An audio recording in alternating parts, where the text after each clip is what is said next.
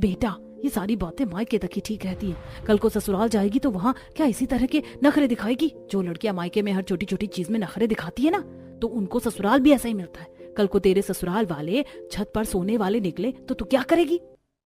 चाची जी, गांव में लोग छत पर सोते हैं ना कि शहरों में, और मैं शादी गांव में नहीं बल्कि शहर में करूंगी, जहां लोग कमरों के अंदर सोते हैं।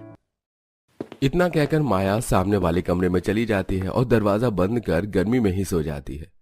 समय गुजरता है और अब माया का कॉलेज कंप्लीट हो जाता है। माया के माता पिता शहर में ही एक अच्छे घर में माया का रिश्ता कर देते हैं और कुछ ही वक्त में माया की शादी हो जाती है।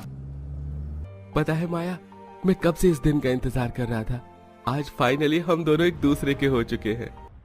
अंकित, मैं खुद बेसब्री से इस दिन का इंतजार कर रही थी। वैसे तुमने सोचा है कि हम हनीमून पर कहाँ जाएंगे? अंकित माया एक दूसरे का हाथ पकड़कर बातें कर ही रहे होते हैं कि तभी अंकित खांसने लगता है। यहाँ तो पानी ही नहीं है, आप रुकिए, मैं किचन से पानी लेकर आती हूँ। माया ससुराल में अभी नई थी, इसलिए उसे रसोई ढूंढते हुए थोड़ा समय लग जाता है और रसोई ढूंढते ढूंढते माया ये नोटिस करती है कि उसके ससुराल में जितने भी कमरे हैं वो सब खाली हैं। देर रात होने पर भी माया को कहीं पर भी उसके ससुराल वाले नजर नहीं आते। अंकित को पानी देने के बाद जब माया उसे इस बारे में बताती है, आज मौसम काफी अच्छा है ना, इसलिए सब लोग छत पर सो रहे हैं, इसलिए तुम्हें घर में कोई दिखा नहीं। मुझे लगा कि आज हमारी सुहाग रात है ना, इसलिए सभी घर वालों ने हमें प्राइवेसी दे दी। दिन माया सवेरे उठती है और अपनी ससुराल की सारी जिम्मेदारियों को संभाल लेती है। रात के खाने के बाद जब माया किचन समेटकर अपने कमरे में आती है, ये क्या है? मेरा बिस्तर कहाँ गया? चादर तकिया कुछ भी नहीं है कमरे में।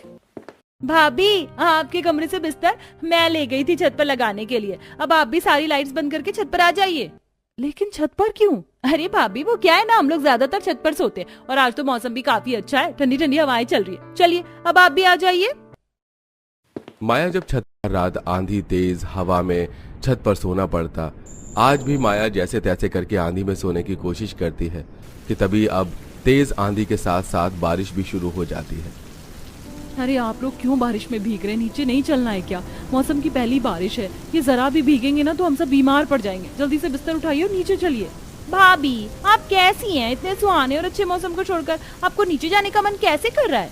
माँ, मैं तो कह रही हूँ कि आज हम बारिश में भीगते भीगते सोते, शरीर की सारी गर्मी भी उड़नछू हो जाएगी।